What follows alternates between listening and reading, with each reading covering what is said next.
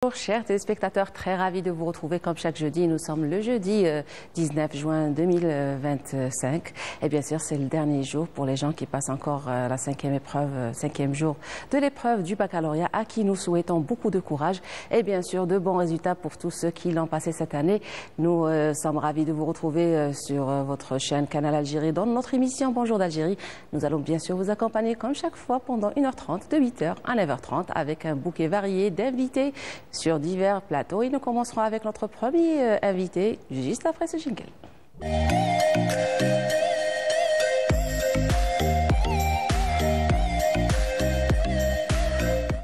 Et voilà, c'est l'été, c'est les hausses de température, bien sûr, la hausse, pardon, de température. Et avec ça vient la consommation des glaces, des boissons fraîches, même parfois trop fraîches, glaciales. Et bien sûr, il y a un élément qui va souffrir durant cette période, c'est bien les dents. Et pour parler de ce sujet, j'ai l'honneur et le plaisir de recevoir à mes côtés Dr Nbiya Naziha, qui est chirurgien dentiste. Bonjour et bienvenue. Bonjour et bonjour à tout le monde. Effectivement, c'est l'été, c'est la période des sorties, des barbecues entre familles, de la consommation de boissons fraîches. C'est la belle vie en général. Mais comme vous venez de le dire, il y a des trucs qui vont être, qui ne vont pas apprécier cette période si on ne prend pas soin d'eux. Il s'agit bien de nos dents. Alors justement, c'est quoi les conseils pour garder le bon sourire tout en profitant de la vie entre barbecue et boissons fraîches, bien sûr entre chaud et froid? Justement, qui dit été dit consommation de boissons fraîches, soda, limonade, glace aussi, et les sucreries pardon, qui sont néfastes pour les dents d'ailleurs. Qu'ils contiennent, les sucreries qu'ils contiennent, ils vont provoquer des caries, des hypersensibilités, voire même des douleurs, ce qui risque de gâcher les vacances. Du coup, personnellement, je conseille les gens au cours de l'été de consommer leur boisson à l'aide d'une paille afin d'éviter le contact direct avec les dents aussi. Il y en a des gens par exemple qui consomment leur soda pendant des heures et des heures.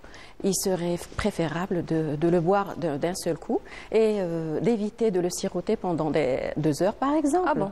Bah oui. Ah oui, parce que là, on est en train d'augmenter le temps de cette action. La durée d'exposition. Voilà, exactement, la durée d'exposition de nos dents vis-à-vis l'acidité. Alors, c'est le froid lui-même qui fait mal aux dents, ou alors c'est le choc, ou alors c'est la durée de consommation durant 3-4 mois d'affilée, c'est le changement de température entre température ambiante et la boisson, surtout pour les jus glacés, les glaces et tout ça. Non, on va parler juste de la quantité qu'on va consommer en cette petite période. Les gens, ils vont consommer et des bonbons, des chocolats. C'est-à-dire qu'il va y avoir une forte quantité de sucreries en une seule journée, pardon. Donc, c'est ce qui provoque les problèmes dentaires. Aussi, j'oublie pas de citer qu'il y a des gens qui s'amusent à mâchouiller les glaçons. Oui. Voilà. Les glaçons qui sont contenus dans leur boisson, c'est marrant, ça peut être marrant, mais ça peut provoquer des fêlures ou bien des fractures carrément, ce qui est irréversible et ça va vous faire mal, croyez-moi. Voilà. Alors oui, ça c'est vrai, il y a des gens qui mettent un peu de glaçons dans les sodas, dans les jus, dans parfois même de l'eau plate, et justement pour déguster cette sensation, voilà. Parfois on met la bouteille au freezer et on a une eau un petit peu glacée, ça nous fait plaisir de justement mâcher ces glaçons.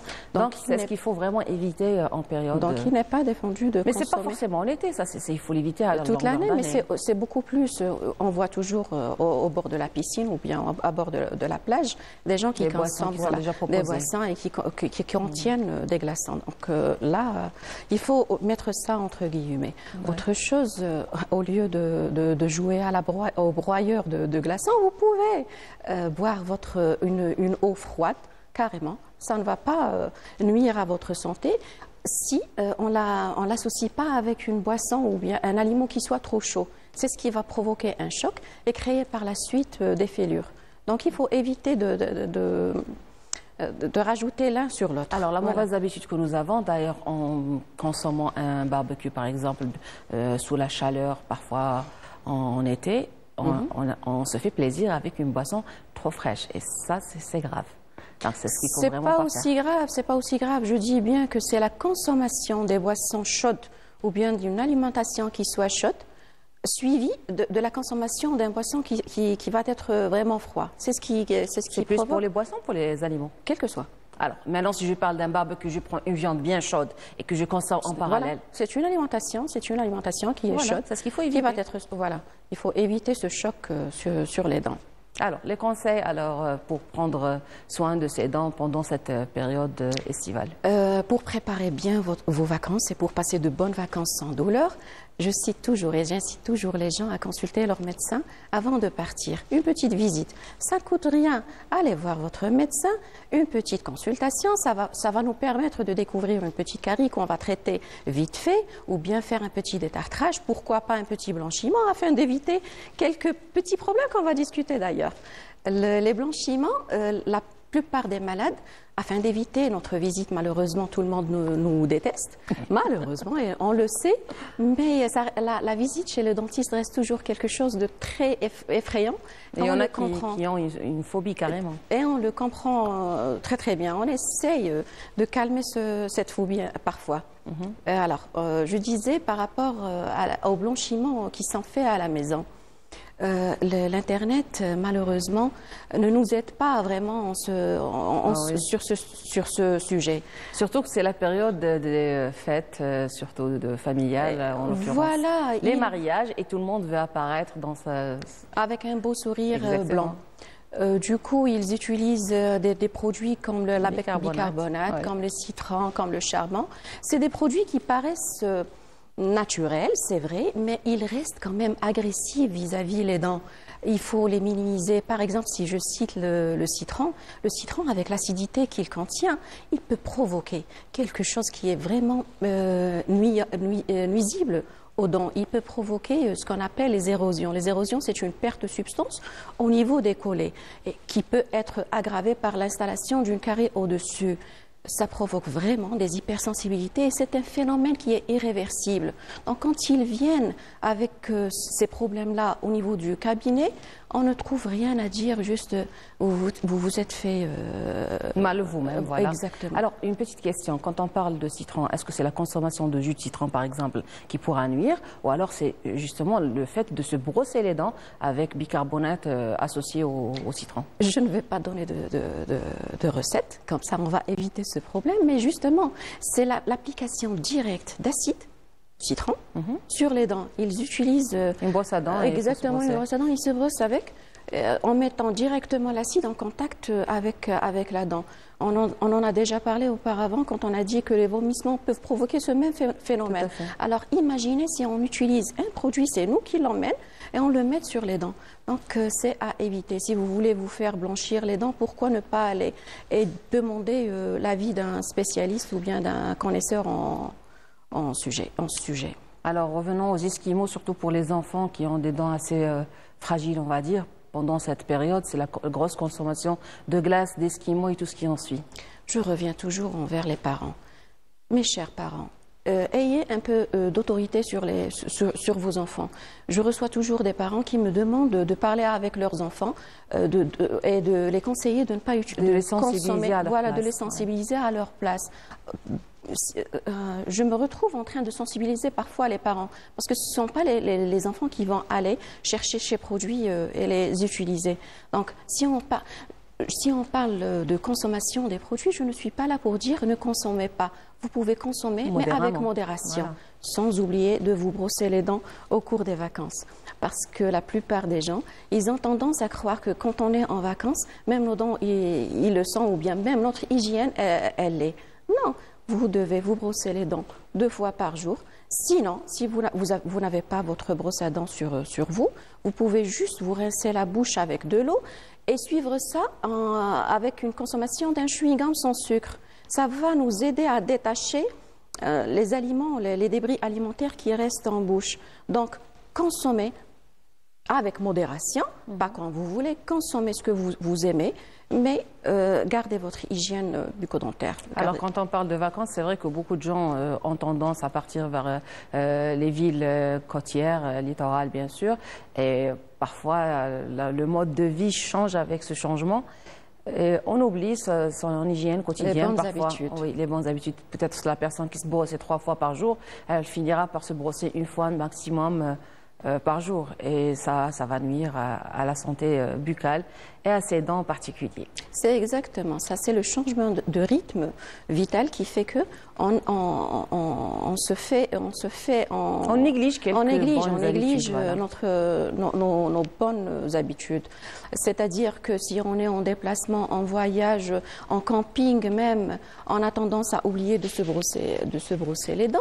Mais je vais vous donner une petite astuce. On va emmener une trousse qu'on va appeler la trousse bucco-dentaire. Pourquoi ne pas mettre un dentifrice fluoré, une brosse à dents qui peut être pliable si vous voulez, des brossettes interdentaires, un fil dentaire, un petit flacon de bain de bouche voyage et aussi des chewing-gums sans sucre. Comme ça, on partira en vacances sans problème et gardez toujours vos bonnes habitudes et vos bonnes manières. Alors, c'est ce qu'il faut préparer préalablement avant le départ. Comme ça, on ne risque pas d'oublier sa bonne hygiène buccale. Et justement, quand vous dites brossettes, c'est pas tout le monde qui connaît les brossettes. Les brossettes interdentaires, ce sont des petits artifices qu'on utilise. Ça ressemble aux brosses avec lesquelles on nettoie les biberons pour bébés. Elles sont de petit diamètre, de petite taille et on les introduit dans les espaces interdentaires. Quand on a des diastèmes, c'est les espaces interdentaires qui existent. Et là, on peut se brosser après le brossage d'une brosse à dents proprement dite. Alors, autrement dit, c'est l'équivalent des cure-dents. Personnellement, voilà, je sais que tous les dentistes détestent les cure-dents, mais c'est une habitude. D'ailleurs, parfois, même dans les restaurants, on retrouve le cure-dent sur la table pour les gens qui utilisent ça pour se nettoyer les dents. Si je pouvais ça peut être changer, dangereux. Exactement, si je pouvais changer la nomenclature de ces artifices-là, je le ferais parce que dire cure-dent, directement, les gens vont penser aux dents. Hormis que c'est un truc qu'on devrait utiliser à la cuisine, là où on veut. Juste, surtout pas au niveau de notre bouche, de notre cavité. Alors déjà, buccale. l'appellation cure-dents, on a l'impression d'avoir une cure pour les dents. Or, c'est tout à fait le contraire. Il faut avoir des brossettes, justement, au lieu d'avoir ce genre de... Des brossettes et le fil dentaire. C'est le fil dentaire. Oui, surtout. Parfois, quand on mange, surtout qu'on est en période de barbecue, l'Aïd, ça fait pas longtemps qu'on a passé l'Aïd. Et donc, la consommation des viandes, il y a toujours des débris alimentaires. Ouais. Les résidus alimentaires qui restent à l'intérieur des diastèmes. Et les gens ont tendance à utiliser un cure-dent. Je les conseille d'utiliser, au lieu d'utiliser des cure-dents, aller vers votre salle de bain et utiliser un fil dentaire. C'est beaucoup moins agressif par rapport à la gencive. Parce que c'est cette action d'agression vis-à-vis la gencive qui provoque des problèmes. On se retrouve avec des syndromes septales, on se retrouve parfois même, ça peut aller même vers des tumeurs. Et là, le résultat est irréversible, malheureusement. Oh là là. Exactement. Alors, pour faire le résumé de tout ça, quelles sont les astuces, les bonnes manières justement à prendre en considération durant l'été? Pour commencer, allez voir votre dentiste. C'est la première, c'est notre... Consulter. Voilà, exactement. Consulter, allez voir un spécialiste, n'hésitez pas. Allez voir votre dentiste au niveau de la clinique avant même de partir en vacances. Comme ça, vous allez avoir la conscience tranquille et passer vraiment de bonnes vacances. Vous n'allez pas gâcher vos bons moments avec une douleur qui soit dentaire ou autre. Donc, si j'ai un conseil... gardez les bonnes manières, brossez-vous les dents, essayez de consommer vos jus avec une paille. C'est ça, c'est un récapitulatif. Oui, ça arrive. Exactement. Récapitulatif de tout ce que je viens de dire. Alors justement, pour mettre la lumière sur la paille, pourquoi une paille pourrait réduire cette sensibilité? C'est pas pour réduire la sensibilité, comme je viens de le dire, c'est afin d'éviter le contact. Oui, j'ai bien compris, mais pour faciliter la compréhension justement aux téléspectateurs, c'est parce que la paille envoie directement le liquide au palais et directement ça va se faire avaler sans toucher forcément les dents. Direct avec les dents, c'est ça, c'est tout à fait ça. Donc, qui dit un beau sourire, si vous gardez votre hygiène, qui dit une bonne hygiène dit un beau sourire naturel. C'est-à-dire que si je peux conclure, je peux dire que si vous voulez passer de bonnes vacances, ayez les bonnes habitudes, gardez vos bonnes habitudes que vous avez eues au cours de toute l'année, et sachez que un beau sourire, c'est pas juste une question d'esthétique, c'est une question de santé. Voilà. Ah ben, je vous remercie pour toutes ces informations, docteur. Je rappelle que vous êtes chirurgien dentiste et vous nous avez honoré par votre présence dans l'invité de cette matinale. Bonne journée. Et bien sûr, chers téléspectateurs, nous arrivons à la fin de ce premier plateau. Je vous laisse avec cette pause musicale et nous reviendrons pour recevoir notre prochain invité. Restez avec nous.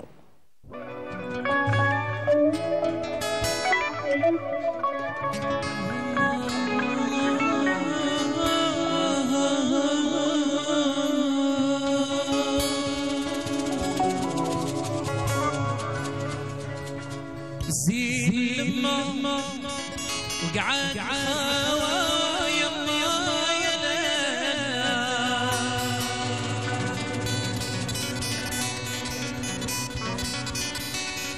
والجرح لطال صويته يما يا ليلى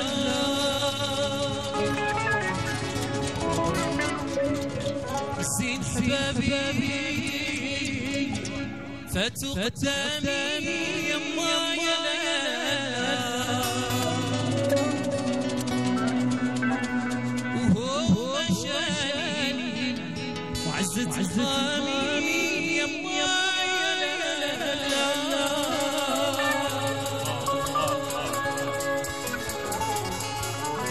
الله زين لما قعدت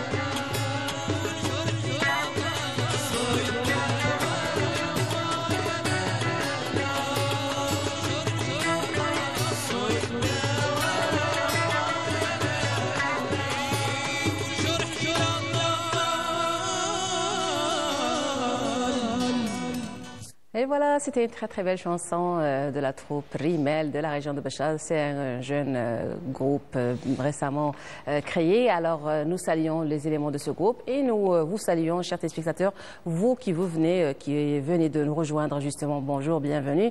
Nous sommes toujours avec vous en direct de la station régionale de Béchar. Nous arrivons à notre deuxième plateau et j'ai l'honneur et le plaisir de recevoir à mes côtés Madame Aïcha Regragui.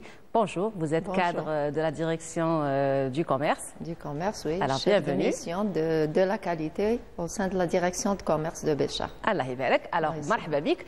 Justement, nous allons parler de vos contrôles de routine, de vos sensibilisations durant la période estivale. Nous savons qu'avec la hausse de température, il y a beaucoup d'aliments qui risquent de se détériorer rapidement.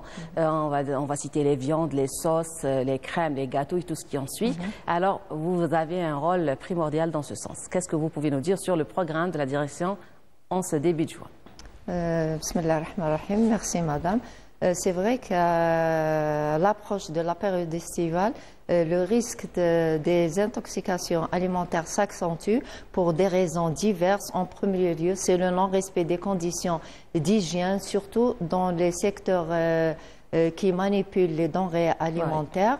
L'intoxication alimentaire... Et des chaînes de froid aussi. Oui, bien sûr. L'intoxication alimentaire, c'est quoi? Comme son nom l'indique, c'est une maladie, comme toute autre maladie, qui est causée par la consommation d'aliments, soit qui est contaminée par des parasites, par des bactéries ou des virus, ou par la consommation d'un aliment qui contient les toxines qui sont sécrétées par ces micro-organismes. Bien sûr, pour lutter contre ces risques alimentaires, le ministère du Commerce, comme chaque année, il lance un programme de sensibilisation en direction des consommateurs et même en direction des opérateurs qui activent dans les secteurs concernés. Pour cette année, le programme de sensibilisation, ou bien cette campagne de sensibilisation, a été lancé le 1er juin, ce 1er juin 2025, et s'étale sur toute la période du 1er juin au 31 août 2025. Bien sûr, pour lutter contre ces risques alimentaires. Alors, c'est un programme déjà de sensibilisation ou de contrôle? Est-ce qu'il y aura des équipes sur terrain? Non, c'est un programme de sensibilisation et d'information. Très bien. Mais en parallèle, il y a le contrôle routinier, c'est-à-dire proprement dit les sorties des agents de contrôle sur les terrains pour relever les anomalies et les infractions liées à la qualité. Pour la direction du commerce de la wilaya de Béchar, a mis en place 10 brigades de contrôle de la qualité. Très bien. En plus, c'est-à-dire en plus, il y a un travail qui se fait dans le cadre de ce qu'on appelle les brigades mixtes, notamment le travail mixte entre la direction de commerce, les services vétérinaires, la direction de commerce et la santé. Bon, les missions principales des agents de contrôle, c'est relever les infractions qui sont dans les circuits de commercialisation, surtout au niveau des activités à risque, telles que les prestataires de services, les restaurateurs, les fast-foods, les préparations des crèmes glacées, etc.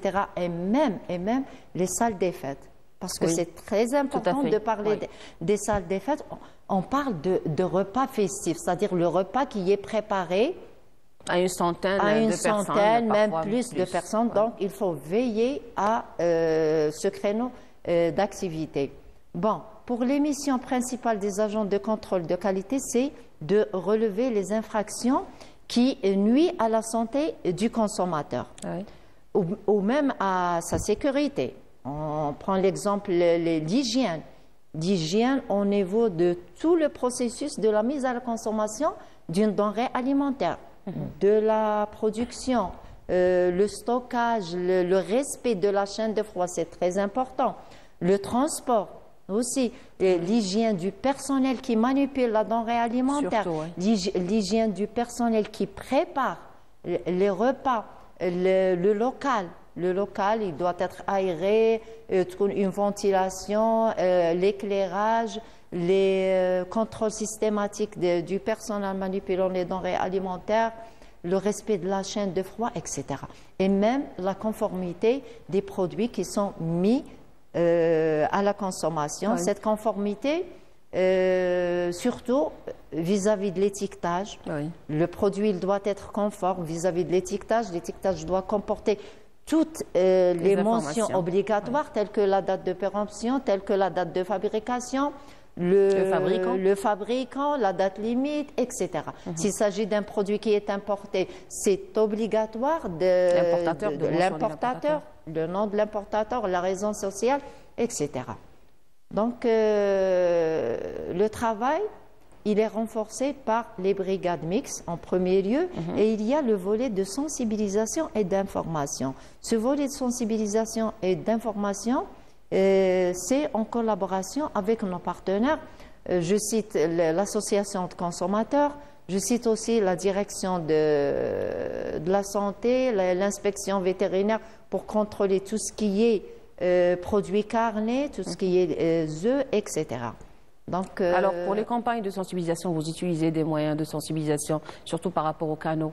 Est-ce qu'il y a sur Internet, sur radio, quels sont les moyens que vous utilisez? Oui, on diffuse généralement, on sensibilise. Bon, il y a une sensibilisation qui se fait à proximité. Il y a des émissions, soit radiophoniques ou bien des émissions télévisées qui, c'est-à-dire parlent sur cette campagne de sensibilisation. Et il y a le support informationnel. Ce support informationnel, c'est-à-dire que tout commerçant ou opérateur économique, toutes activités confondues, surtout les activités qui sont des activités à risque, telles que les restaurateurs, telles que les pâtissiers, les bouchers, etc. Donc, on a soit des brochures, soit des dépliants. C'est un support qui est, ou bien des tables rondes, etc. Voilà. Donc, alors, est-ce qu'il y a des associations qui adhèrent à votre programme dans le sens où il va falloir sensibiliser surtout les parents par rapport à leurs enfants, la consommation de jus dans des plastiques, dans des choses qui respectent pas forcément la qualité, et comment justement toucher cette cible hypersensible? Oui, bien sûr. Dans le programme de sensibilisation, on essaie de toucher tous les consommateurs, soit le petit consommateur, c'est-à-dire par le programme de sensibilisation qui est en direction des écoliers, soit à un niveau primaire, bien avant le 1er juin. Bien sûr, soit un niveau primaire, un niveau moyen, un niveau lycée et même au niveau universitaire. Et il y a un programme de sensibilisation qui est au profit des stagiaires des centres de formation professionnelle. Pourquoi? Parce qu'au niveau des centres de formation professionnelle, on a des stagiaires en la pâtisserie, la restauration collective, etc. Donc, il est impératif de les informer. On essaie aussi d'inculquer une culture de consommation large. Large, c'est-à-dire au profit de ces stagiaires ou bien des élèves ou bien du consommateur par le biais des émissions radiophoniques telles que l'émission qui est au niveau de la radio locale, ou bien d'autres émissions, bien des réunions explicatives avec les opérateurs, etc. Donc on essaie par tous les moyens de toucher le maximum. Toucher le maximum de consommateurs, bien sûr. Alors, si on va faire une sensibilisation, et quelles sont on va dire, remarques que vous avez relevées par rapport à votre travail? Est-ce qu'il y a eu des anomalies pendant ce mois de juin? Quelles sont les choses qu'il faut faire comprendre aux consommateurs? Il doit réclamer quand il est en cas d'intoxication, par exemple. Quelle est justement la première porte à frapper quand on fait une intoxication? Bon, si on parle tout d'abord des facteurs qui peuvent déclarer une intoxication alimentaire, c'est ça le volet de sensibilisation qu'on essaye de toucher le consommateur ou bien le commerçant. Si on prend l'exemple, par exemple, de la wilaya de Béchar, c'est une wilaya où on a des températures qui sont élevées. Donc, tout un milieu qui est favorable à la prolifération des germes, des microbes, etc. En plus, il y a d'autres facteurs. On a l'exemple, c'est l'achat d'aliments qui se vendent en dehors des locaux commerciaux. Tout à fait. On a aussi l'achat. Alors, on aimerait bien citer ce genre de choses, par exemple les sandwichs surtout qui se mettent. lorsqu'il s'agit d'un produit qui est périssable. Oui. C'est le cas des dérivés laitiers, c'est le cas par exemple des jus qui sont exposés à l'air libre, etc. Les viandes, les fromages, les sandwichs. Les fromages. Alors quand on voit quelqu'un distribuer ou vendre au bord de la route, franchement, il faut se méfier, surtout en période d'été. Bien sûr, il faut que le consommateur il doit avoir le réflexe préalable d'achat, c'est-à-dire ne pas acheter un produit dans des conditions qui sont défavorables à l'hygiène ou même à la sécurité, parce que ça nuit même, c'est-à-dire le côté matériel du consommateur, il est touché lorsqu'on achète un produit qui est d'une qualité défectueuse. Donc, on a aussi le deuxième point, c'est le lavage. Comment laver et nettoyer fruits et légumes. Oui. Il faut nettoyer un nettoyage, c'est-à-dire minutieux. L'ajout de quelques gouttes de vinaigre, il est indispensable. On a aussi le stockage sous froid. Soit on utilise le stockage, les conditions de froid, de congélation, ou même de surgélation, parce que l'usage du froid, il ne tue pas les microbes, mais c'est un procédé il stoppe la multiplication des germes, c'est tout. C'est un inhibiteur de prolifération des germes. Il y a aussi les produits douteux. On essaie toujours d'acheter un produit au moins d'apparence qu'il s'agit d'un produit de qualité. Parce que qu'est-ce qu'on demande du consommateur? On ne demande pas c'est-à-dire qu'il analyse l'aliment, mais au moins il doit s'assurer.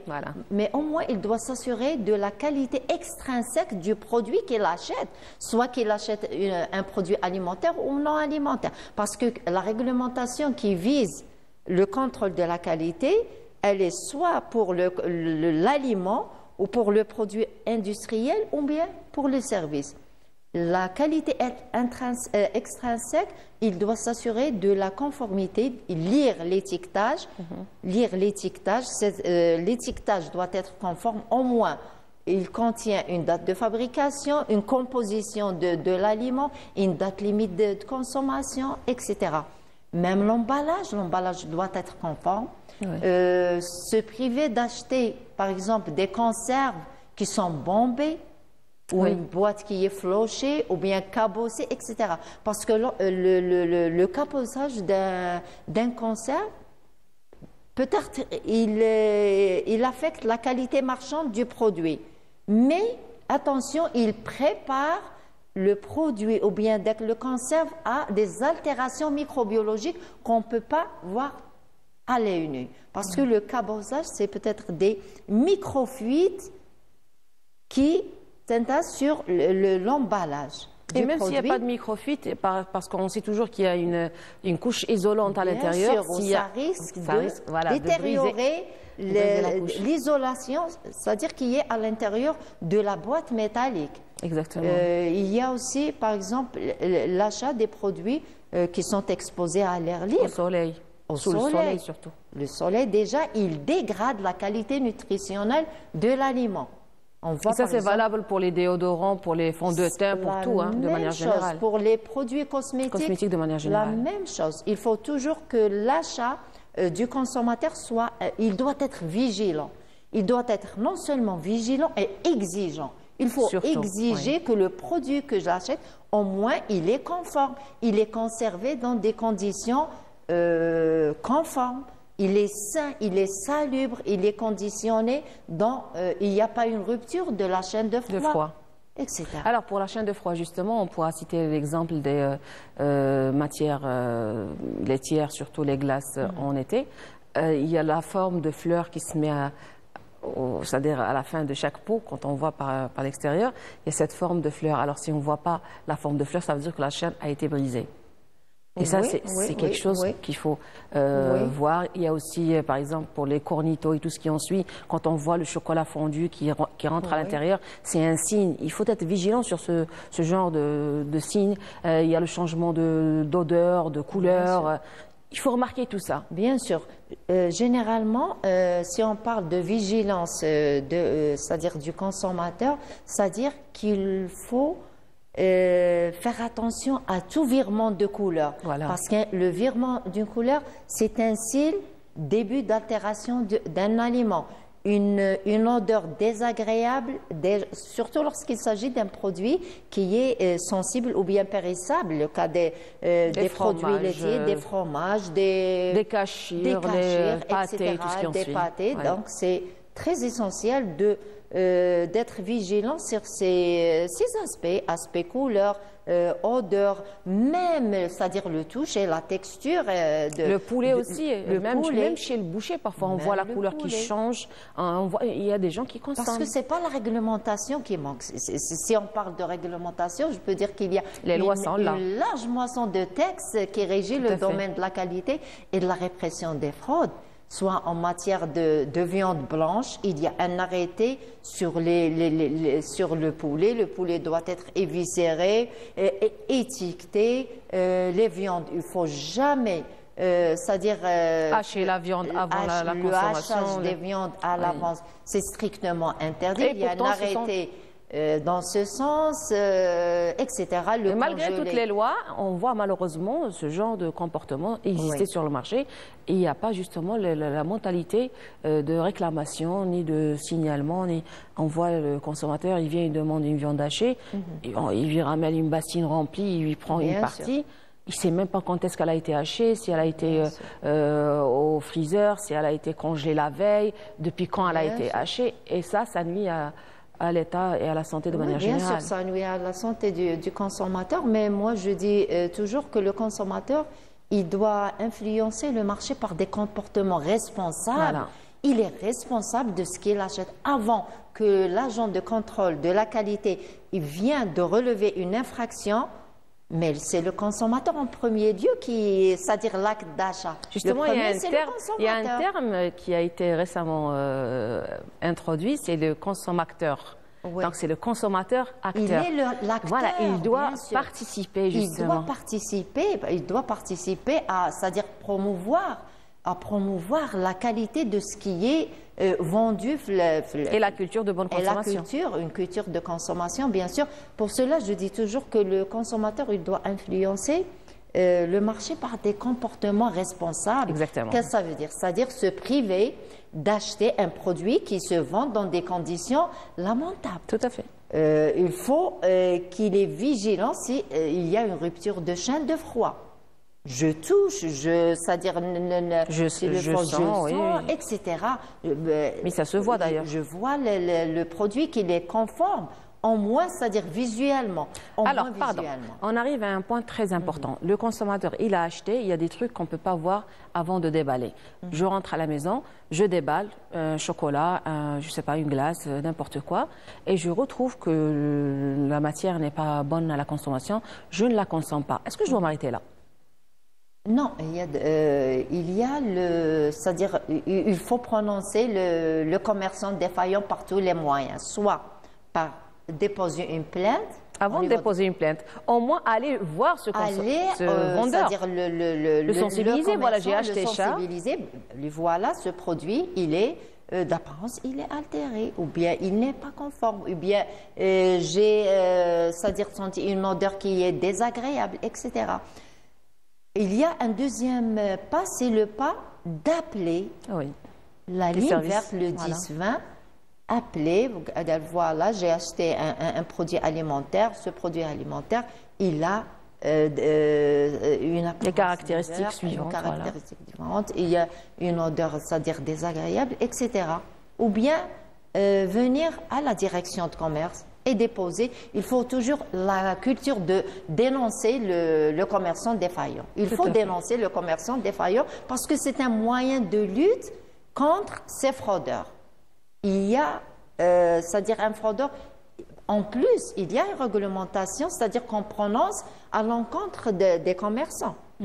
Il y a des mesures qui sont diverses. de la mesure préventive à la mesure conservatrice, c'est-à-dire on peut saisir, on peut arrêter temporairement, on peut détruire le produit qui est non consommable et on peut prononcer ce qu'on appelle une fermeture administrative. Oui. On prononce la fermeture administrative de l'établissement, c'est-à-dire qu'il y a des carences ou bien qu'il y a des non-conformités quelconques. Est-ce qu'il y a une différence de procédure quand il s'agit d'un vendeur ou d'un traiteur, c'est-à-dire pratiquant? Alors le vendeur, je sais qu'il ramène son produit parfois de villes qui sont à 700, 800, même plus de kilomètres, et c'est pas forcément de sa faute. Maintenant, pour quelqu'un qui prépare la nourriture, pour des glaces par exemple, une machine à glace, pour un restaurant, un fast-food, tout ce qui en suit, c'est parfois de leur faute. Est-ce qu'il y a une distinction, une différence dans les procédures? Non, il y a la responsabilité à aller, c'est-à-dire Partagée quelque part? partagée par tous les acteurs de la mise à la consommation du produit. Parce que le législateur algérien a mis ce qu'on appelle l'obligation d'autocontrôle. L'autocontrôle, bien cette obligation d'autocontrôle, elle est à tous les niveaux de la mise à la consommation des produits. Très bien. Producteur, le transporteur, le commerçant en gros, demi-gros, le détaillant, et même il y a une responsabilité du dernier noyau de cette chaîne qui est le consommateur.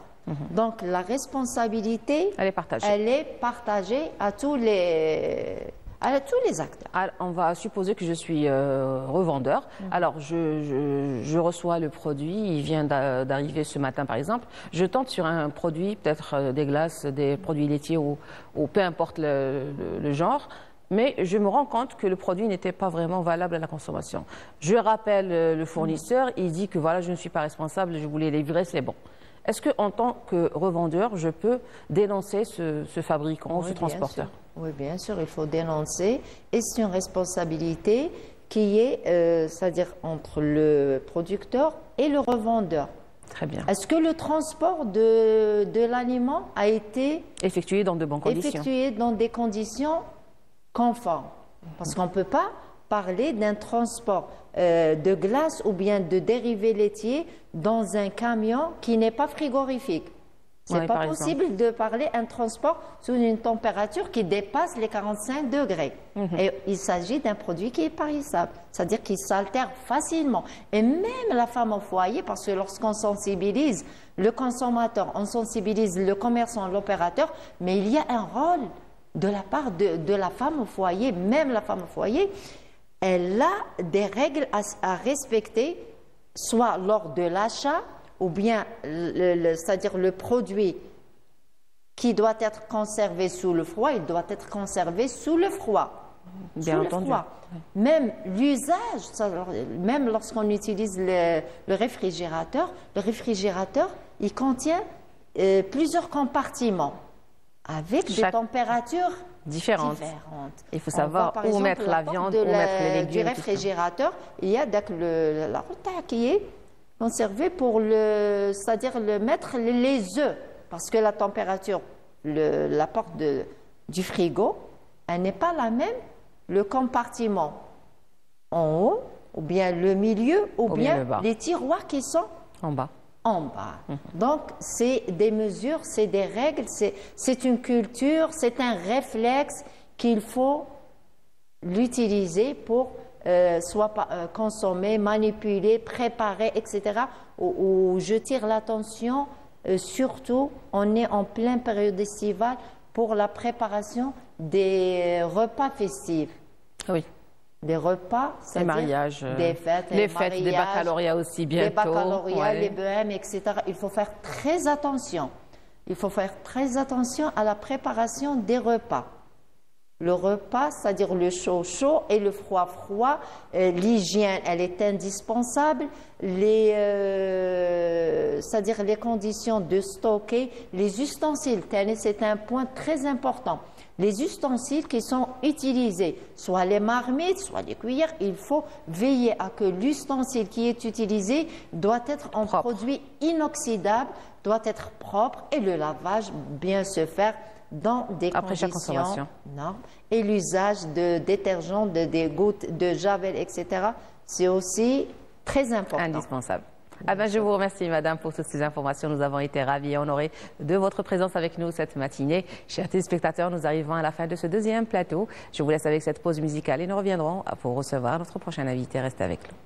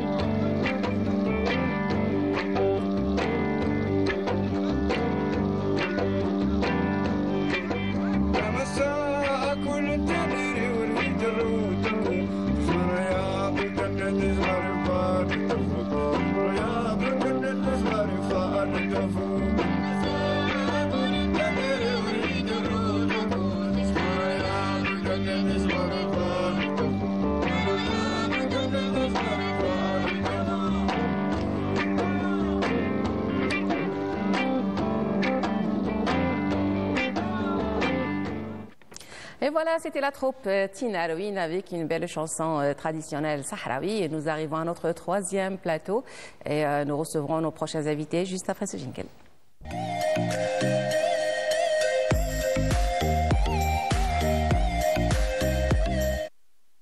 Voilà, alors pour parler de sport, j'ai l'honneur et le plaisir de recevoir à mes côtés Monsieur Ahmed Abdelhakim Ben Khouid ainsi que Monsieur Walid Slimani. Alors vous activez dans le cadre du Jiu-Jitsu, qui est un sport particulier bien sûr.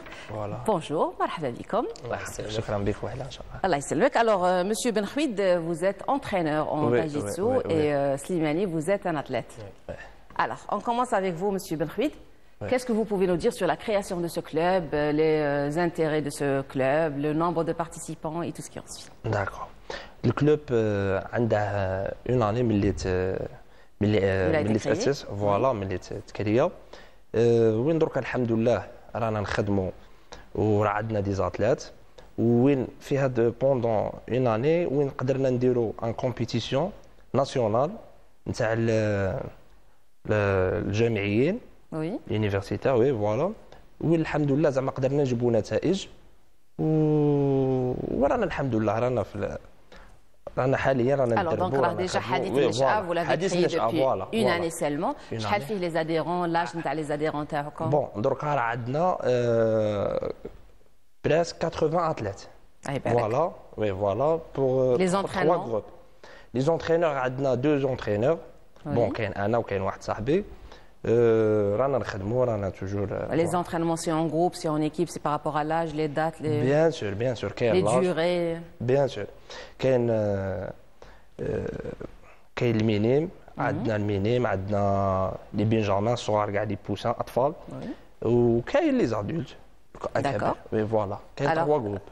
La répartition تاعكم كي راكم مقسمينهم سي دي جروب باغ اكزومبل في البيريود نتاع القرايه ماشي كيما في لا بيريود استيفال ولا راهم اون بلان فاكونس اسكو لو نومبر نتاع السوايع يزيد يديكالا بارابور على شالور شحال راهم يديروا من ساعه في الاسبوع بيان سور كيما حنا ديجا عندنا شويه لا شالور وكاع راك عارفه فوالا سما دائما رانا نسيو نوخروا الوقت يتبدل فوالا الوقت يتبدل ووقت ثاني كيكون عندهم البزوز صغار لي زيكزاما ولا قرايه ولا نديكالو لهم الوقت ولا نعطوهم اون بوز فاكونس باش يتفرغوا للقرايه باش من بعدها فوالا وي داكوغ الوغ بارابور لو نومبر اللي راه عندكم هذا ال 80 شحال فيهم من واحد اللي توجوا ممكن في هذه لي كومبيتيسيون ناسيونال سكي اي دي ميداي حنا توجور رانا عاد ديبيوطون رانا نخدموا رانا توجور في الاخر درك عندنا 5 دي شامبيون ناسيونال من هادو اللي قلت لك لينيفرسيتي هذه تاع في البطوله الجامعيه اللي داروها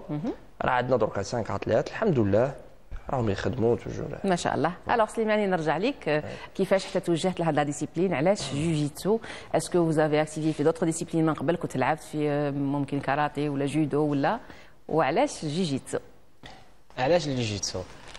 على خاطرش عجبني فيه ولا في نجمو نقولوا فيه بزاف تخصصات وهاد التخصصات اللي لقيت راحتي فيهم من بين التخصصات انا كجون نبغي تكمل امامي قتال تاع الشوارع وهاد الصوالح يبان الجيجيتسو فيها كاين تخصص سموه الجاما هذا الجاما فيه تنجمي تقولي كمل امامي قتال مختلط وفيه ثاني تخصصات واحده اخرى كيما نتاع تلعب بالكي بالبدله الرياضيه ونزافطوا هذا المصطلح نلعب نزافطوا دونك عندكم شحال من اورغان اللي يخدم في الكور سي ان سبور كومبلي دونك سي با اونيكمون لا بارتي سوبيريور ولا انفيريور سي لي مان لي بيي كاع لي موفمون يتمشوا اون بليس شغل يا با ترو دو ريغل مانون شغل كومبا تاع شوارع ولا كي تكون فيها كومبا ستريت فايتينغ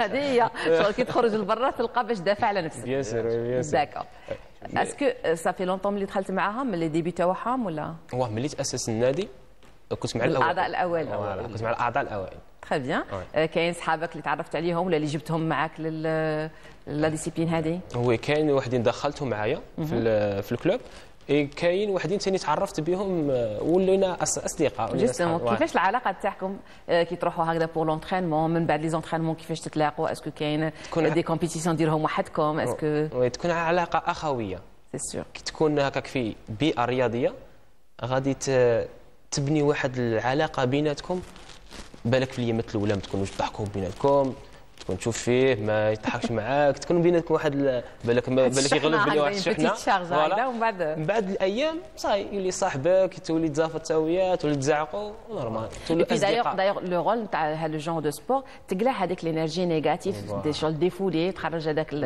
ممكن الكبت اللي يكون لداخل تاع كاع لي زينيرجي نيجاتيف اللي يكونوا لداخل. وي بيان سير هذا السبور ماشي غير هذا السبور، اي سبور اي رياضه كي تدخل ليها تبدل لك بزاف صوالح، من بينهم الجوانب النفسيه نتاعك نتايا سورتو.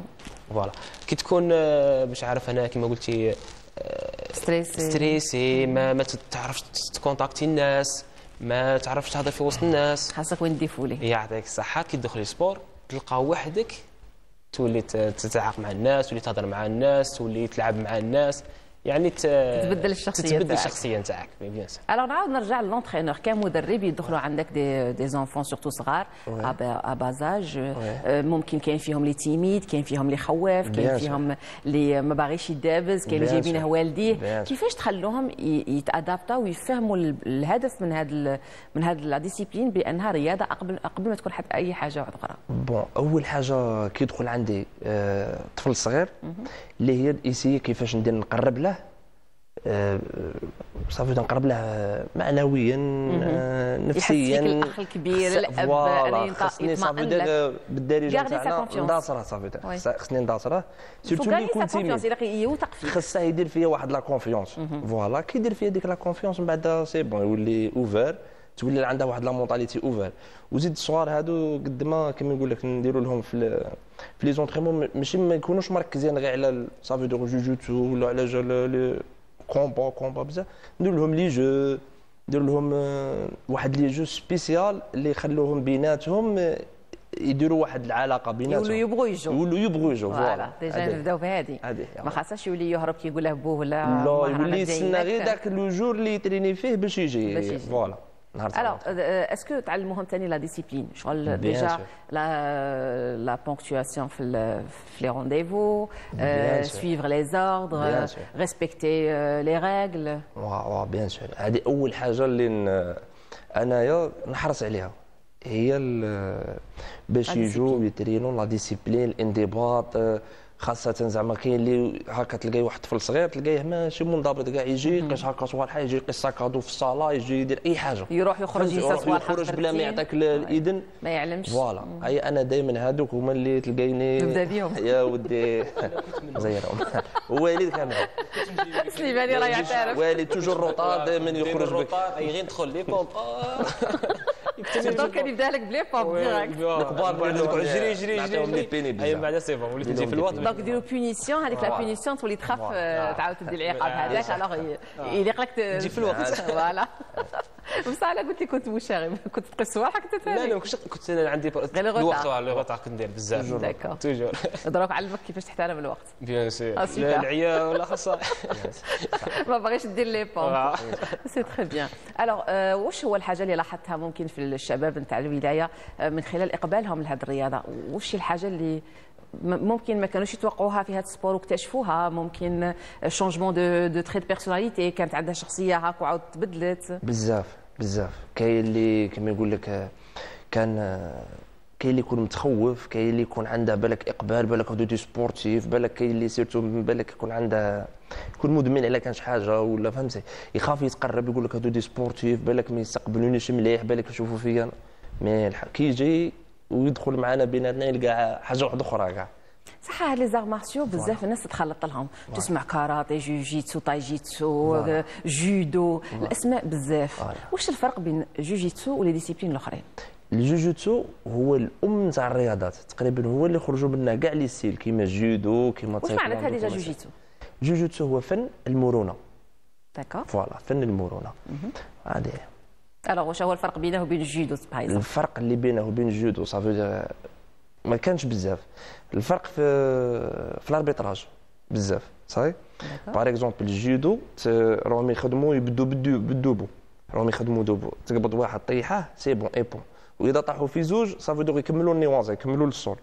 مي في الجوجيتسو نو، الكومبا تبدا من لو سول من الارض فهمتي. كيف تبدا يبداو مجمعين ولا بداو كيفاش؟ سا ديبون بداو مجمعين سا ديبون واحدين تبدا دوبو بصح يعاودوا نورمال يريحوا في لو سول حتى وين واحد يدير باغ اكزومبل ان ايترونغلومون ولا فوالا ان تكنيك دو ايترونغلومون وين ابوندوني وين عاد تقنيه التثبيت فوالا كيفاش تبدا في الارض. فوالا كيفاش تبدا في الارض. صح بينه وبين الكاراتيه باغ اكزومبل مي انا نشوفهم اللي هو وجودهم متقاربين بزاف. الكاراتيه سي ان سبور ديمونستراسيون كما حنا نقولوا رياضه فوالا رياضه استعراضيه بزاف فوالا مي الجوجوتسو رياضه قتاليه فوالا.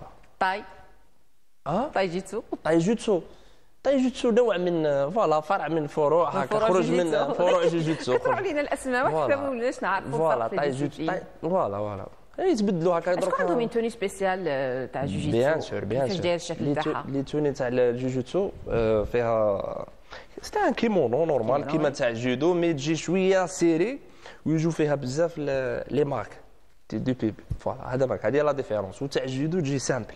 الو نعرفوا كاين البيضاء كاين الزرقاء كاين اللي سراوي العراض كاين اللي فوالا في الجوجوتسو كاين وحده نوار كاين نوار هذه هي اللي تميز كاين نوار كاين باغ اكزومبل تاع بارا كيفاش كل وحده على حسب بليزيور دونك ماشي غير توني وحده. فوالا ولي سانتور في لي غراد كيفاش يطلعوا لي دام تاعهم؟ لي غراد نورمال لي غراد كاين بون كاين كوم جوجوتسو بريزيليان كما حنا نقولوا كاين وين عنده واحد لي غراد سبيسيال لي غراد اكاديميك وكاين لي غراد تاع لا فيديراسيون وين نورمال كيما جودو بلون جون اورانج. من تاع الجوجوتسو نو تاع الجوجوتسو بريزيليان بي جي جي كما حنا نقولوا كاين تاع بلونش بلو دونك لي غراد يطلعوا بلي سانتور سي ميم كونسيبت. فوالا سي ميم فوالا. الوغ سليماني واش من سانتور عندك؟ مزيانين في البلون. راك عاده في البيض؟ مزيانين في البيض في الجيتسو فوالا. واش راك تستنى باش تطلع؟ مازال شي. كاين لي كومبيتيسيون كيفاش تسموها الباساج هذاك دو غراد؟ باساج دو غراد هكذا يتسمى عادي دونك باساج دو غراد. سينون درتو ولا مازال ما درتوش كاع من الحال؟ مازال ما درنا ان شاء الله هو دائما غادي يكون في فان سيزون ان شاء الله غادي نديروا لهم ان شاء الله. جوستومون كي قال لي راه مع الكلوب اللي يفتح دونك اون ساتون ا سكيلي كوميم ان غراد او موان واحد. فوالا حنا ما عندناش بزاف من اللي اسسنا النادي عندنا بوندون اون اني هكا ميم با باللي اسسنا ميم با كاع ودرنا بطولات والحمد لله رانا ماشيين. يعطيكم الصحه نتمنى لكم التوفيق. داني مو بيتيتر كلمه اخيره. كلمه اخيره نقولوا لي جون نديروا الرياضه هي الصح.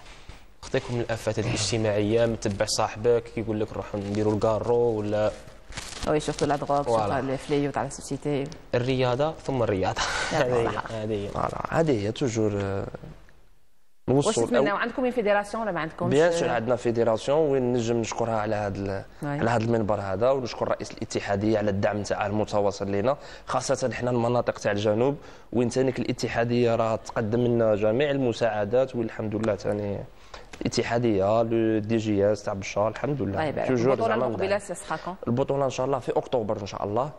رانا نقولوا في مستغانم ان شاء الله غادي تكون ان شاء الله بولايه مستغانم ورانا في التحضيرات نتاعها ونشكركم على الاستضافه انتم ثاني هنايا وميرسي بوكو وبالتوفيق بون كوراج et surtout plein de réussite et de succès inchallah. Chers téléspectateurs, j'arrive à la fin de ce troisième plateau. Je vous laisse avec cette pause musicale et nous reviendrons juste après pour recevoir notre prochain invité. Ne changez pas de chaîne. نديروا فوطو معاك معليش. Give me one reason to stay here.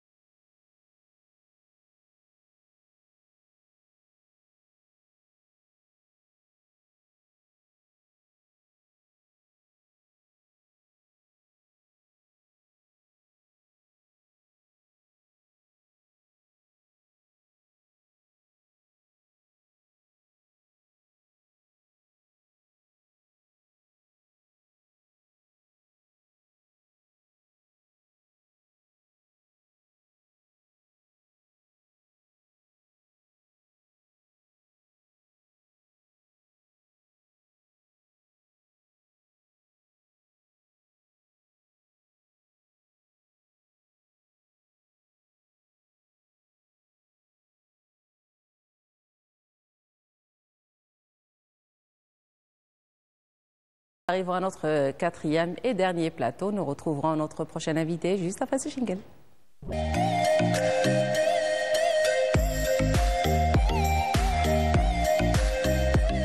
Donc, pour parler de tourisme, j'ai l'honneur et le plaisir de recevoir à mes côtés M. Ben Ammar Mohamed. Bonjour, bienvenue. Vous êtes militant en tourisme. Bonjour, merci pour l'invitation, merci pour l'équipage de l'UNTV Béchar. C'est nous qui vous remercions d'avoir répondu à notre invitation. Justement, nous allons parler des défis et alternatives du tourisme saharien en été. Bien sûr, avec la hausse des températures, les visiteurs diminuent, mais il y a autre alternative. Oui, c'est sûr, il y a d'autres opportunités pour cette zone, surtout la période de grande chaleur. On reçoit beaucoup plus de demandes spéciaux dans cette région. Pratiquement, les demandes sont dans d'un point de vue curatif, de santé, oui, de santé, les bains de sable, tout ce qui est activité de visite après le coucher de soleil. Donc toujours la demande des clients basée sur les traditions matérielles et immatérielles. Donc toujours on reçoit des demandes spéciaux par rapport aux les amours du Sahara. Donc, il y a pratiquement les demandes qui toujours à côté des oasis. Donc, on s'appelle le tourisme oasicien. D'accord. Cette période. Donc, il y a même les activités limitées dans cette période. Donc, les activités comme les paramoteurs, les quads, les 4x4. Mais on faisait après la hausse de température. C'est-à-dire à partir de quel mois? C'est le mois de juillet, août, mais on sélectionne les heures. Donc il y a des horaires spéciaux. Donc la matinée ou bien après 17 heures. Voilà, c'est bien sûr, il faut éviter les moments de grand ensoleillement, surtout entre 11h, on va dire midi, jusqu'à 17h. Donc entre 11h et 15h, on sélectionne les visites dans où il est l'ombre.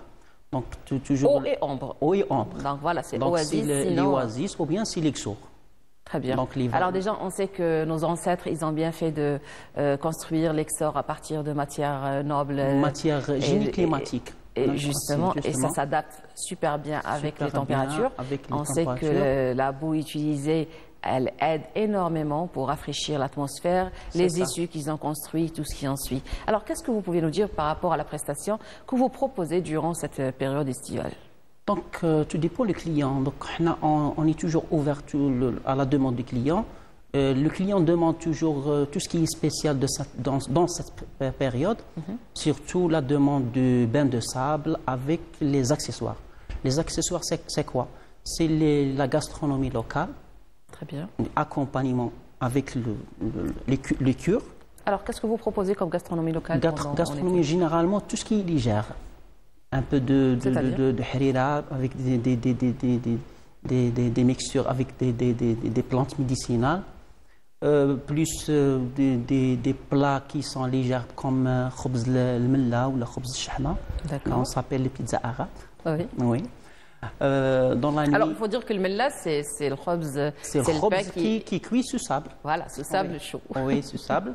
Ou il mélange avec des sauces tomates avec l'Orient. Donc, tout ce qui est léger demande avec le bain de sable. Et pour même les circuits qui ne sont pas durés de 2 jours et 3 jours. Très court. Très court. C'est ça. Donc déjà, c'est pas évident de supporter les températures entre juillet et août. Oui. D'ailleurs, on sait qu'entre le 15 juillet et le 15 août, c'est vraiment le top de température. C'est le top des températures. Et l'idéal de ces activités, c'était après le mai-juillet. Oui. Après le 15 juillet, c'est faisable de faire cette activité. Même pour les bains de sable? Même pour les bains de sable. Ah bon? Oui. C'est conseillé d'éviter cette période puisque surtout les gens qui sont malades, qui ont des maladies chroniques. Donc c'est interdit. Alors, il faut d'abord dire que les bains de sable, c'est quoi le concept? C'est de se mettre sous le sable chaud. Sous le sable, avec une petite couche. Oui, mais c'est surtout pas de faire tout le corps. Juste pour terminer la phrase, c'est surtout pour les gens qui souffrent de rhumatisme généralement et des douleurs du corps pendant l'hiver qui viennent se réchauffer. Ils ont maintenant, je ne sais pas si ça a été prouvé scientifiquement, mais ils ont trouvé que c'était un remède, un bon remède. Il y a des gens qui viennent régulièrement. Régulièrement, il y a des familles qui sont souvent de faire cette activité. Il y a des praticiens qui sont au terrain, donc faisaient cette activité. Ils connaissent même les gens, donc il y a un contact relationnel avec ces gens. Très bien. Donc ils connaissent la main pour faire cette initiative. Donc, toujours on conseille pour les clients ou bien les touristes, avant d'arriver ou bien avant de pratiquer cette cure, il faut d'abord consulter un médecin. C'est ce que j'allais poser comme question. Est-ce qu'il y a un avis médical à côté de cette pratique? Est-ce qu'il y a des contrôles? Oui, il faut un avis médical et je conseille en même temps, il faut un accompagnement avec au moins un infirmier. Est-ce qu'il y a un médecin sur place quand Généralement, non. Non. C'est traditionnel, donc c'est traditionnel, c'est populaire. Est-ce qu'il y a eu des incidents auparavant par rapport? Il y a des incidents, de temps en temps, il y a des incidents. Par exemple? Et comme une grande chaleur, donc, un coup de soleil, oui. La fièvre. Non supporté de la chaleur de ce bain. Oui, surtout quand les personnes ne sont pas habituées à la température de la région. Les insectes qui sont... Ah là là, oui, j'avais oublié ce volet. Ça, il faut surtout en été, c'est parce que c'est le moment où ils sortent quand il fait un petit peu frais. Oui. Et quand vous venez de le dire, c'est généralement coucher de soleil, sinon le matin, c'est le moment où il fait frais. Oui. Et c'est le moment où les scorpions et tout ce qui en suit sortent. Les scorpions, c'est la période. Donc c'est la période où on est obligé de faire face. Il y a eu des morsures de serpents ou des piqûres de scorpions? Mais pas tellement, mais ils font des protections. Donc, les gens locaux, ils connaissent bien la région. Très bien. Donc, ils faisaient l'activité avec professionnalisme. Super. Non. Alors, on a fini avec les cures. Maintenant, pour les gens les amateurs du désert et du Sahara, et moi, ça m'a un petit peu étonné et ça m'a rendu un petit peu perplexe que les gens viennent en pleine période de chaleur. Oui, c'est ça. Alors, comment ça se fait? Ils sont de quelle origine? C'est des nationaux ou des internationaux? Est-ce qu'ils viennent de l'intérieur ou de l'extérieur du pays? Donc, généralement, c'est à l'extérieur du pays, surtout les pays du Nord. Alors, je vois mal, je ne sais pas, un Allemand, un Suisse, un Suédois venir en plein été. Je pense qu'il va mourir à 30 degrés. Alors maintenant, quand il fait 50, 60 degrés... Non, par contre, il supporte Ils arrivent à supporter. Oui, supporter, mais il demande toujours l'équipement, il faut un confort. Donc, il faut un confort. Donc, il demande... Donc, ils viennent déjà aux hôtels. Aux hôtels. Je pense qu'ils vont pas supporter ou bien dans les gîtes qui sont équipés. Les gîtes traditionnels. Qui sont qu'il y ait au moins un climatiseur. Ou bien un fraîcheur. Donc, il fait des conditions de fraîchement. Au plus, donc... Mais la fraîcheur, c'est-à-dire quand on parle de fraîcheur, je pense que... Oui, mais tous les moyens ne suffisent pas en mois de juillet, août, à 50, 60 degrés sous le soleil. La climatisation dans la haute chaleur, donc il faut la climatisation. Surtout avec le réchauffement climatique, ce n'est pas les températures qu'il y avait autrefois chez nos ancêtres. Surtout cette période, donc on voit que la chaleur, elle change. Ce n'est pas la chaleur de... Exactement, le réchauffement climatique, c'est ce que je vous disais, ce n'est pas les mêmes températures qu'avaient nos ancêtres, nos grands-parents et tout ce qui en suit. Donc il faut le climatiseur, donc il faut l'équipement, le confort. L'eau. Oui. Alors si on parle de Qarrouch, est-ce qu'elle est fréquentée en été? Est-ce qu'elle sèche? Oui, par rapport à l'activité de kayak, avec les services qui sont la vente. Je sais qu'il y a même des gens qui se baignent. Je ne sais pas si c'est autorisé ou pas, mais il y a même des gens qui se baignent. Il y a même des gens qui se baignent là-bas. Non, il n'y a pas d'autorisation. Je sais qu'il n'y a pas d'autorisation, mais non. Il n'y a pas. Il y a des gens quand même. Il y a l'autorisation d'utiliser les kayaks, je le sais. Les kayaks ou bien la vente de l'artisanat. Mais pour la natation, non. Alors pour cette année, il y a une bonne nouvelle. Il y a la piscine qui va ouvrir justement d'après le JS qu'on avait reçu la semaine dernière au niveau de Territ. Ouais. Ça va être justement oui, c'est une opportunité pour la région, donc c'est un plus. Donc c'est une chose positive pour la région, surtout pour les jeunes. Alors pour les circuits, on va parler de circuits. Vous avez dit que c'était un court séjour de 3-4 jours. Généralement, c'est court 6 jours. Donc les mini-saouras, ils demandent toujours les mini-saouras. C'est-à-dire? Donc c'est de découvrir la région de Territ et Bni Abbas. Ok. Bni Abbas pour une journée, Territ pour 2 jours. Donc en tout, c'est 3 jours et 2 nuits. Donc alors les 2 nuits, ils sont en plein air, ils sont à l'hôtel? Non, c'est pour l'accueil, c'est à l'hôtel ou bien au niveau d'Oxar. D'accord. Mais généralement, c'est l'hôtel. Ok. La grosse demande, c'était à l'hôtel. Et le déplacement, c'est à travers les 4x4 ou bien les quads. Oui. Ou les activités, on faisait au niveau à l'extérieur avec les prestataires de Khayma. Quand on se prépare des plats traditionnels avec une mise en scène d'une petite soirée traditionnelle. Alors justement, il faut citer qu'il y a un groupe de jeunes qui sont sur place, qui vendent tout ce qui est traditionnel, qui préparent du thé, des aliments traditionnels. Des acteurs, ils vendent des chèches et tout ce qui en suit. C'est-à-dire qu'ils sont là pour promouvoir l'activité, le tourisme et tout ce qui est traditionnel, artisanal. Donc il y a des gens qui sont dynamiques au niveau de la région. Toujours ils sont présents pour donner un bon service traditionnel pour les entrants, bien pour les touristes. Tout dépend de la demande des clients que j'ai dit. La soirée, elle fait traditionnellement avec des instruments traditionnels, le chant traditionnel, donc c'est le matériel de la région. Plus, le client demande toujours est-ce qu'il y a un plus ou bien une spécificité de la région. Donc toujours il demande le plus de différent. Qu'il y ait une touche locale, justement, pour que voilà, il découvre la culture, le patrimoine matériel et immatériel de la région. C'est ça. Alors, par rapport aux demandes et exigences du client, c'est quoi qui est le plus demandé? C'est beaucoup plus Territ. Territ, il demande Territ, c'est la Chanteresse. Ah, c'est ma destination préférée à moi aussi. Oui, c'est Territ. Et après, c'est Bni Abbas. Alors, à Territ, déjà, qu'est-ce qu'il y a à découvrir, qu'est-ce qu'il y a à visiter? À Territ, il faisait la découverte les grottes, plus les gravures rupestres de Zawiya Tehtaniya, et la traversée de la palmerie de Berti, plus Jbel Baron. Donc généralement, Jbel Baron pour découvrir Territ panoramiquement. Donc, il y a une vue panoramique de la ville, panoramique de la région. Alors par rapport à Zawiya Fougania, justement, autrefois, elle n'était pas très fréquentée dernièrement. On voit que c'est devenu une cible, une destination. Il y a même eu des maisons d'hôtes. Oui, il y a même eu des maisons d'hôtes. Zawiya Fougania, c'est la zone d'extension touristique. Exactement. Donc il y a pratiquement maintenant, il y a 3 hôtels. 3 hôtels, l'auberge de DJS et l'hôtel... Sans citer les noms, s'il vous plaît. Oui, c'est ça. Il y a 3 hôtels qui sont actifs. Maintenant, il y a le Ksar de Zawiya Fougania. Il y a même les peintures rupestres. Comment ça? À Zawiya Fougania? À Zawiya Fougania, oui, c'est ça.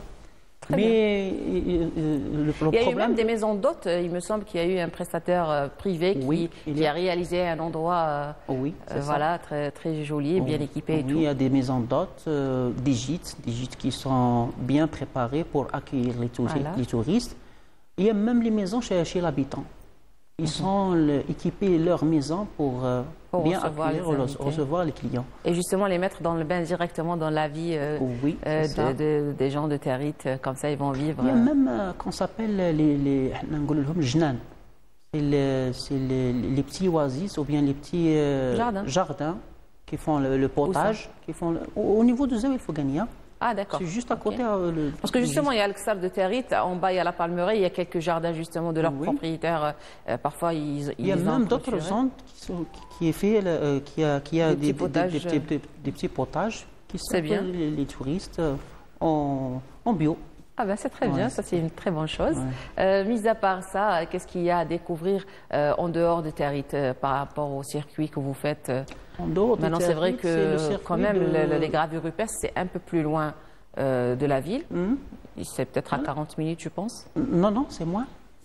C'est à peu près de 30 minutes. 30 minutes 30 minutes, oui. Alors, véhiculer, bien sûr, on ne peut pas les faire à pied. Oui. De préférence, éviter les moments d'ensoleillement, parce que si on veut voir les gravures rupestres, il n'y a pas d'ombre, il n'y a pas de... Il n'y a pas de plantes, il n'y a pas d'arbres, il n'y a rien.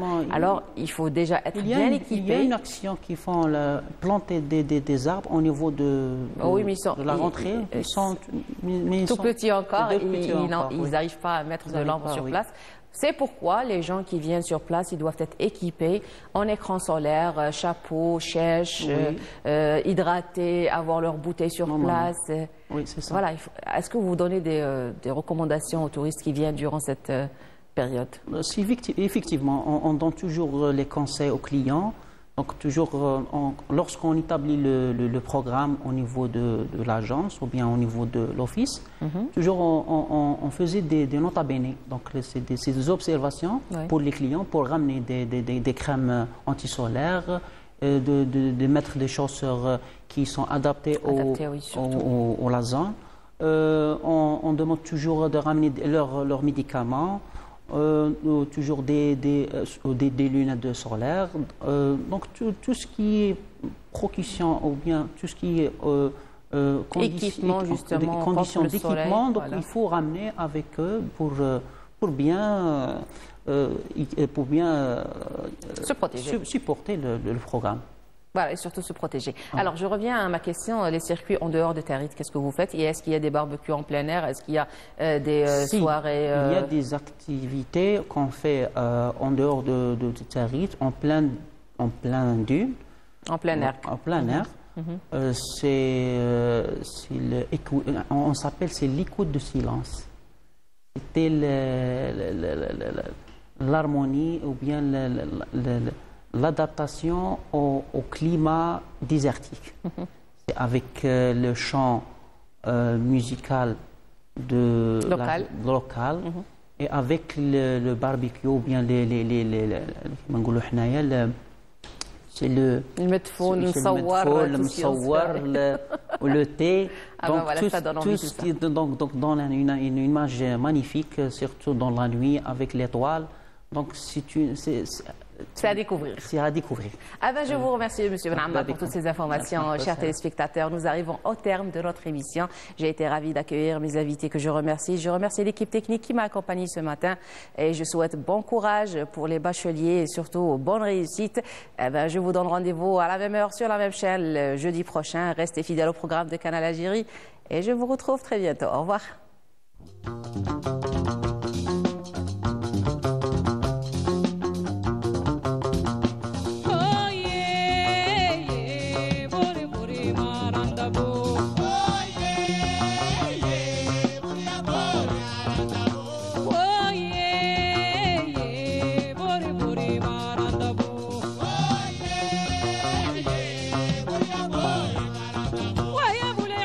قادر ما رندبو قول معانا حاضر ما رندبو